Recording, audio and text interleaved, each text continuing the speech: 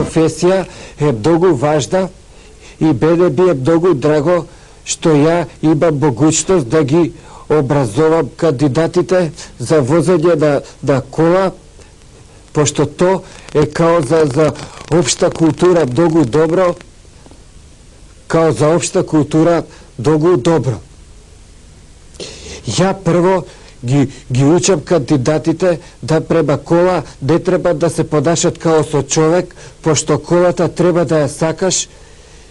и пошто да има гепек и то. Исто така ги саветувам да купуват поволна кола само уколку е дова, и то. Да првиот час ја обично на кандидатите ги обучавам дека има 3 педали, тоа е квачило, куплук и газ,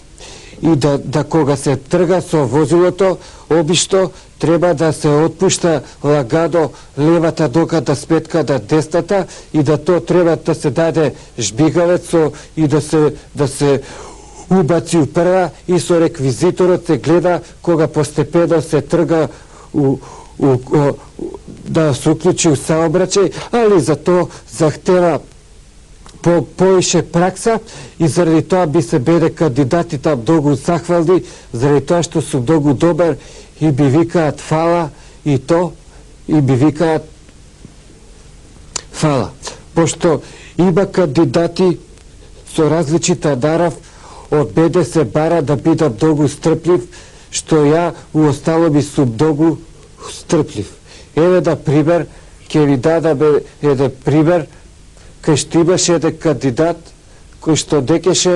кој што де сакаше да ја вади колата од гаража додека де помине 2000 километри. И јас со врло тактичен начин успеав да го убедам дека може да ја вади колата и со 1000 километри од гаража, бидејќи сега се тоа многу модерни аута и тоа е savремена технологија и мислам savремена технологија и то. Иначе да мене што ми е старото усеќање нарочито то беше една женска особа што ми оставате усеќање и еднашка така док ја обучавав би да летавме да круже ток и док ја така нешто бев се зачитал некоја штампа и то баш тамо пишеше за ова бракот што бил у Брисел со значајното за просторот за нашата улога у регионот и дигам глава и гледам да сме уште се налазиме у кругчето и кандидатката би вика дека да осталите учесници што се у саобраќајот и бегаме по 2 круга. У таа ситуација јас се ставив на тој начин што искочив од колата, му придов на знакот за кружен тек на саобраќај и со убави читливи слова од оздола допишав де подукачко од